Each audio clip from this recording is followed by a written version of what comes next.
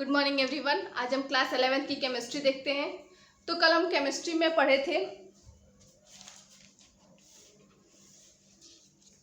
रासायनिक संयोजन के नियम। रासायनिक संयोजन के नियम में हमने द्रव्यमान संरक्षण का नियम, स्थिर अनुपात का नियम, गुणित अनुपात का नियम, व्युत्क्रम अनुपात का नियम, ये चारों पढ़ा था। पांचवा था हमारा गे-लुसाक का नियम। चूंकि इसको थोड़ा डिटेल में समझना था और अगर उसमें हम बताते तो वीडियो हमारा बहुत लंबा हो जाता है, इसीलिए हम इसको अलग से डिस्क्राइब करेंगे। तो आज हमारा पांचवा टॉपिक है गे-लुसाक का नियम। गे-लुसाक के नियम को हम गैसीय आयतन का नियम भी कहते हैं। गैसीय आयतन का नियम।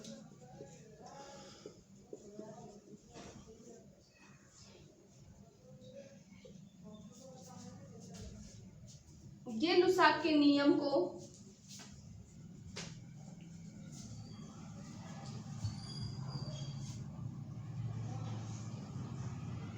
गे-लुसाक नाम के एक साइंटिस्ट थे, इन्होंने 1880 में दिया था। ये गैसों के आयतन पर इस नियम को दिया गया था। ठीक है, अब इसको हम समझते हैं एक एक्सपेरिमेंट के द्वारा।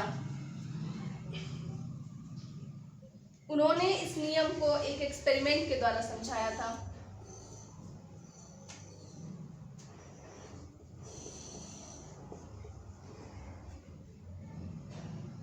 सपोज दैट हमने हाइड्रोजन लिया, क्लोरीन लिया, ये भी गैस है, ये भी गैस है।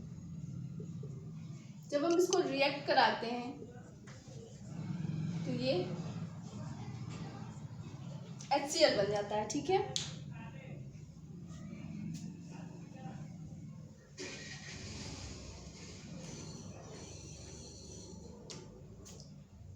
हाइड्रोजन, क्लोरीन और HCl ये तीनों हमारे गैस के फॉर्म में हैं। अब सपोज दैट हमने हाइड्रोजन का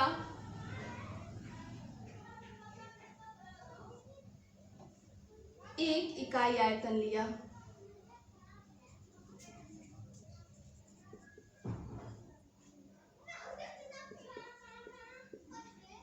एक इकाई आयतन H2 लिया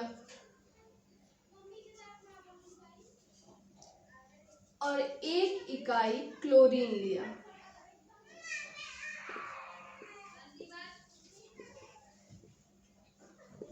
एक इकाई आयतन हमने क्लोरीन लिया।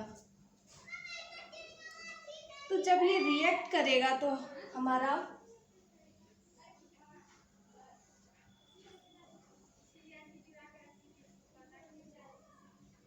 एक हाइड्रोजन की एक इकाई और एक क्लोरीन की इकाई, दोनों मिलके हमारी 2 इकाई आयतन HCl हो जाएगा। ठीक है, आइए हम अपना फॉर्मूला देखते हैं। इस नियम के अनुसार प्रयोग किए गए व उत्पन्न किए गए गैसों का आयतन जब ताप व दाब की समान परिस्थितियों में पाए जाते हैं तो यह एक सरल अनुपात में होता है। यहाँ पे हमारा टेम्परेचर, जैसा कि यहाँ लिखा है, ताप और दाब ये दोनों हमारे कांस्टेंट होते हैं।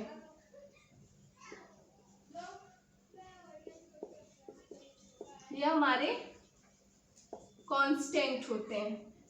न ताप को बढ़ाया घटाया जाता है, ना ही दाब को बढ़ाना घटाना है। अब हम इसका रेशियो निकालेंगे। यह एक सरल अनुपात में पाया जाता है। तो एक इकाई आयतन 1, एक इकाई क्लोरीन के आयतन 1। जब एक इकाई हाइड्रोजन का आयतन और एक इकाई क्लोरीन का आयतन मिलता है तो हमें 2 इकाई HCl प्राप्त होता है। तो ये हमारा सरल अनुपात इसका ये है।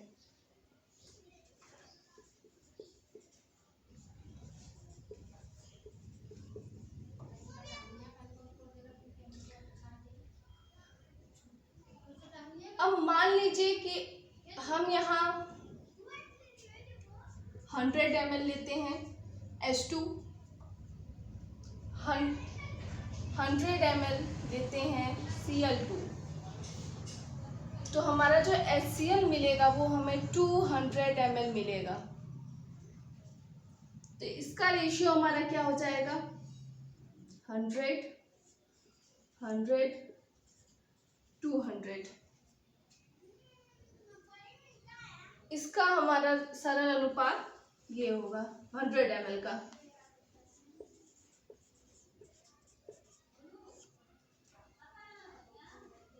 अब और एक और एग्जांपल से समझते हैं।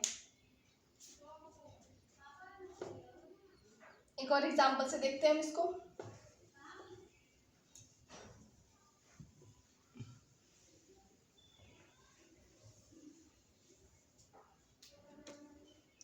सपोज दैट हमने वाटर बनाना है,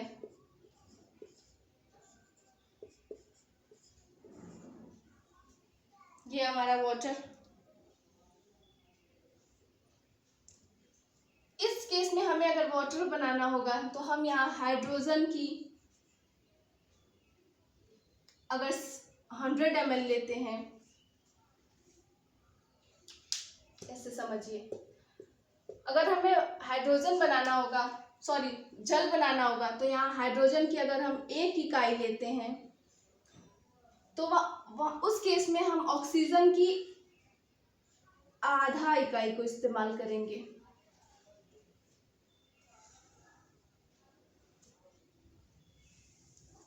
और हमारा जो H2O बनेगा वो उसका दुगुना होगा, 2 इकाई बनेगी।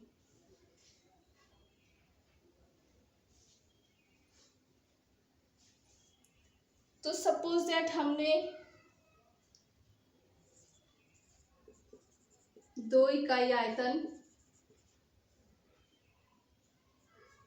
H2 लिया, तो हमारा ऑक्सीजन यहाँ कितना इस्तेमाल होगा, क्योंकि आधा इस्तेमाल करना है तो 1 इकाई होगा। 1 इकाई आयतन O2 इस्तेमाल होगा। और हमारा जो H2O बनेगा वो 2 इकाई बनेगा, यानी जितना हम हाइड्रोजन लेंगे उतना ही हमें जल प्राप्त होगा।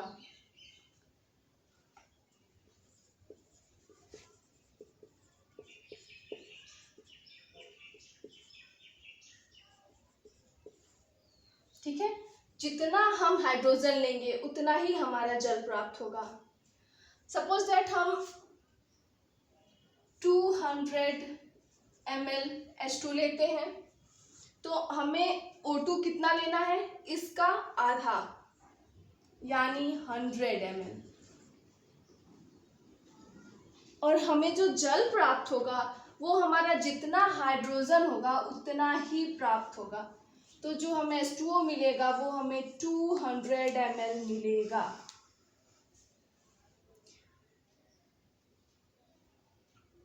तब इसका इजीएस्ट फॉर्म अगर हम देखते हैं तो इसका रेशियो हमें मिलता है 200:100:200। और अगर इसका इजीएस्ट फॉर्म अगर हम देखते हैं तो हमें मिलता है 2:1:2। ठीक है, अब एक और एग्जांपल से हम समझते हैं। एग्जाम्पल नंबर 3 यहाँ देख लेते हैं।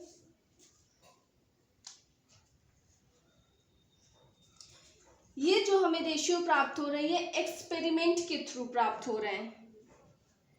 जो रासायनिक क्रिया हम करा रहे हैं ये हम एक्सपेरिमेंट करके नियम निकाल रहे हैं। तो तीसरा हमारा है N2 + H2 NH3। Nitrogen gas ले रहे हैं, हाइड्रोजन गैस ले रहे हैं, और हमारा क्या बन रहा है, NH3।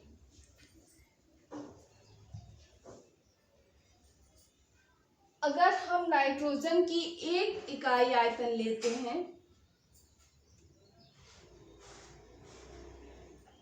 तो NH3 बनाने के लिए हमारे 3 इकाई हाइड्रोजन इस्तेमाल होंगे।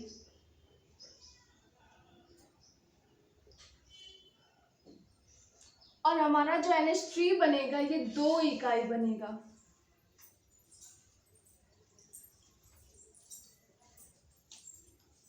ठीक है,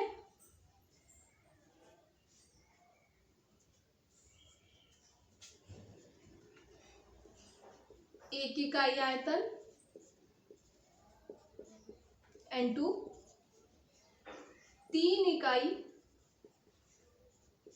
आयतन H2 और हमारा जो NH3 बन रहा है ये 2 इकाई आयतन NH3 बन रहा है। तो इसको अगर हम सरल अनुपात में लिखे रेशियो में तो 1:3:2 ये बना। अब सपोज दैट हम 100 ml नाइट्रोजन लेते हैं तो हमें ऑक्सीजन कितना लेना है, जितना हमने नाइट्रोजन लिया है उसकी 3 इकाई लेनी है। दैट मीन्स 300 ml हाइड्रोजन लेंगे और हमें जो NH3 प्राप्त होगा ये 200 ml, उसकी 2 इकाई ही प्राप्त होगी तो 200 ml मिलेगा। तो इसका हमारा रेशियो हो जाएगा, ये हमारा इजीएस्ट रेशियो होगा। अब इन्होंने क्या कहा, अगर हम इसे रिएक्शन से जोड़ देते हैं, रिएक्शन जो हमारा रिएक्शन को बैलेंस करने का है उसको देखते हैं, उसके थ्रू समझते हैं कि रिएक्शन को अगर बैलेंस करते हैं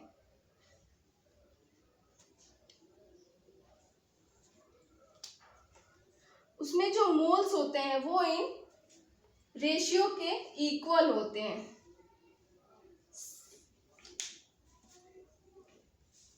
आइए यहाँ देखते हैं।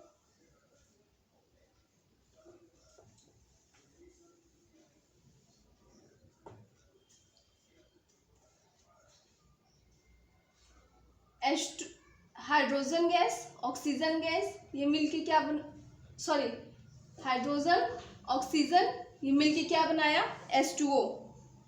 अगर हम इसे बैलेंस करें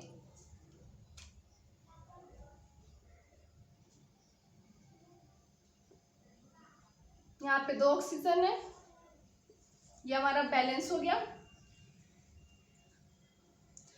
अब इसके जो मोल्स हैं इसको अगर हम रेशियो फॉर्म में निकालें 2:1:2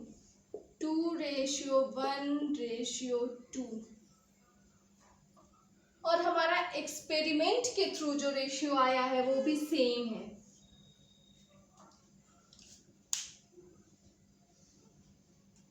तो ये रेशियो जो हमने निकाला है वो रिएक्शन को बैलेंस करके निकाला है और ये जो रेशियो हमने निकाला है ये एक्सपेरिमेंट करके निकाला है, विदाउट एक्सपेरिमेंट नहीं। ठीक वैसे यहाँ अमोनिया का देखते हैं, इसको हम आगे के चैप्टर में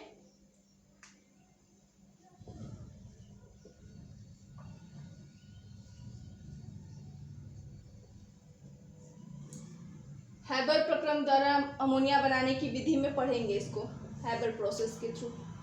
यहाँ देखते हैं N2 + H2 NH3, अगर हम इसको बैलेंस करते हैं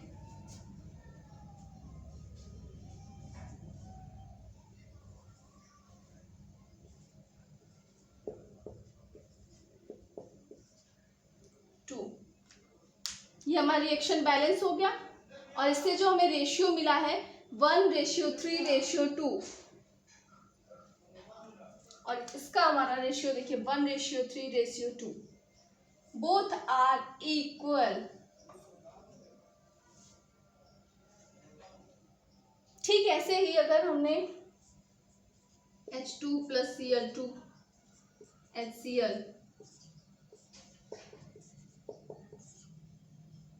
ये हमारा मिला। H2 + Cl को H2 करते हैं, अगर इसको बैलेंस करते हैं रिएक्शन तो, और एक्सपेरिमेंट के थ्रू हमें जो रेशियो मिला था वो भी सेम था, 1:1:2। अब आइए डिफिनेशन पे आते हैं। तो गेल-लुसाक के नियम के अनुसार प्रयोग किए गए व उत्पन्न किए गए गैसों का आयतन, ये सब गैस के आयतन हैं, ये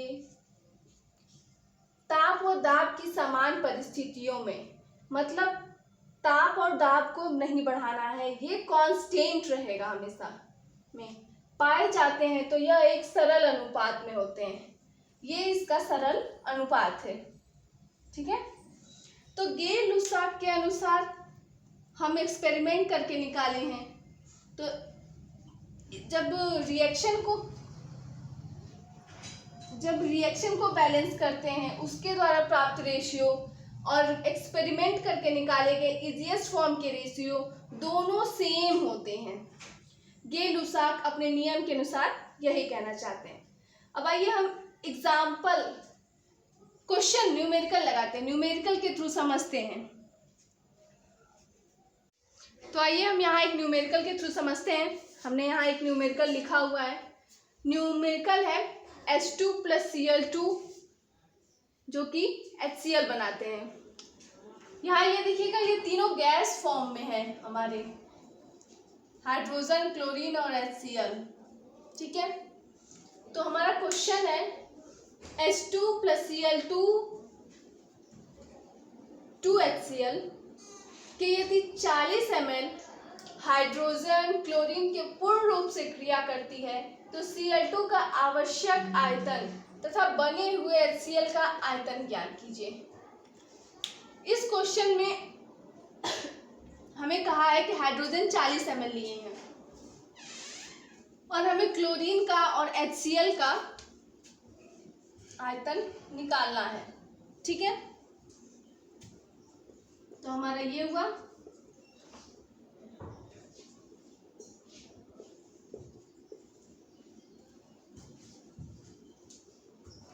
तीनों हमारे गैस फॉर्म में है।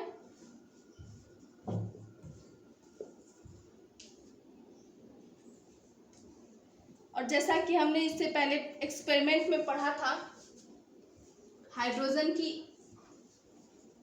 1 इकाई आयतन, क्लोरीन की भी 1 इकाई आयतन,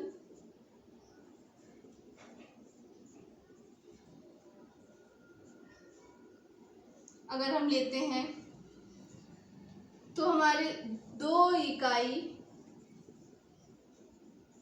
आयतन HCl बनते हैं। हमने अपने एक्सपेरिमेंट में यही पढ़ा था। अब सपोज दैट हम 1 ml हाइड्रोजन ले रहे हैं तो क्लोरीन भी 1 ही ml लेंगे, और 1 ml ये है, 1 ml ये है, तो हमारा HCl जो बनेगा 2 ml HCl बन रहा है। अब क्वेश्चन पे आते हैं। 40 ml हाइड्रोजन, अब आप आसानी से हल कर लेंगे इसको, मुझे नहीं लगता कि आप लोग को बताने की जरूरत पड़ेगी। अगर हम 40 ml हाइड्रोजन ले रहे हैं तो हमें कितने Cl2 की जरूरत पड़ेगी? जितना हम हाइड्रोजन लेंगे हमें उतने ही Cl2 की भी जरूरत पड़ेगी। 40 ml Cl2 बने हुए HCl का आयतन ज्ञात कीजिए। जब हम 40 ml हाइड्रोजन लिए हैं, 40 ml HCl लिए हैं और हमारी जो HCl की इकाई है वो 2 इकाई है, दैट मीन्स हमें 80 ml HCl प्राप्त होगा। तो हमने 40 ml हाइड्रोजन लिया, हमारे क्लोरीन जो है ये भी 40 ml निकले और HCl जो है ये 80 ml निकले। तो ये था हमारा पहला क्वेश्चन। अब आते हैं एक और क्वेश्चन देखते हैं, क्वेश्चन नंबर 2। आपको आसानी से समझ में आ जाएगा और आई होप समझ में आ रहा होगा। यहाँ पे भी रिएक्शन सेम है।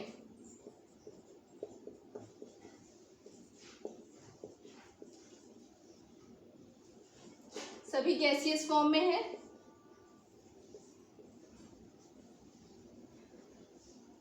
पहले क्वेश्चन पढ़ते हैं। H2 + Cl2 2HCl के लिए यदि प्रारंभ में 20 ml H2 तथा 30 ml Cl2 लिए हों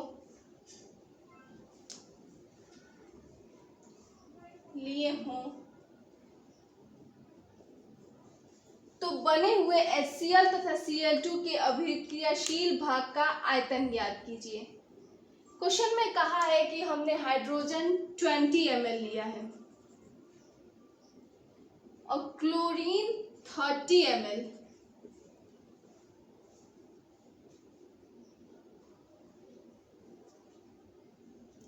और हमारा रिएक्शन का रेशियो क्या है?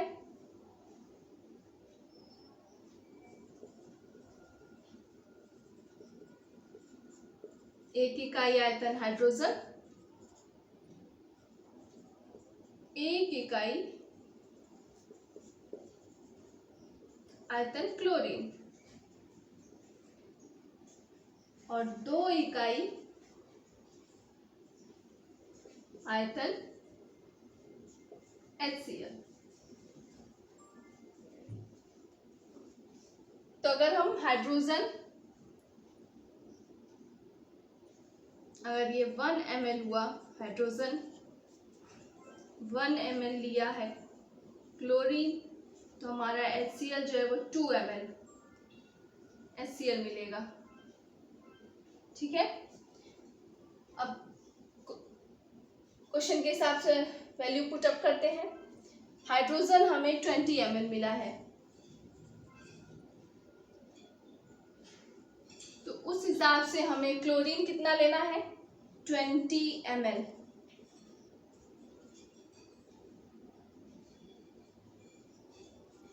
और हमें क्लोरीन कितना दिया गया है? 30 ml। तो हमारा 10 ml क्लोरीन जो है वो बच जाएगा। अभिक्रियाशील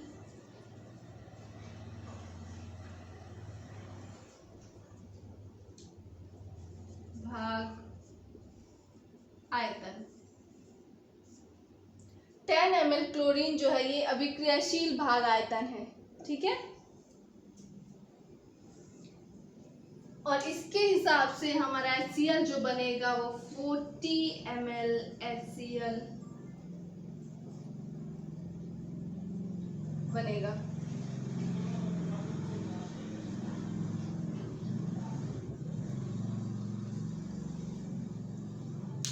ट्वेंटी ml हाइड्रोजन लिया है, 20 ml क्लोरीन लिया है, तो हमारा जो HCl बनेगा ये 40 ml HCl बनेगा।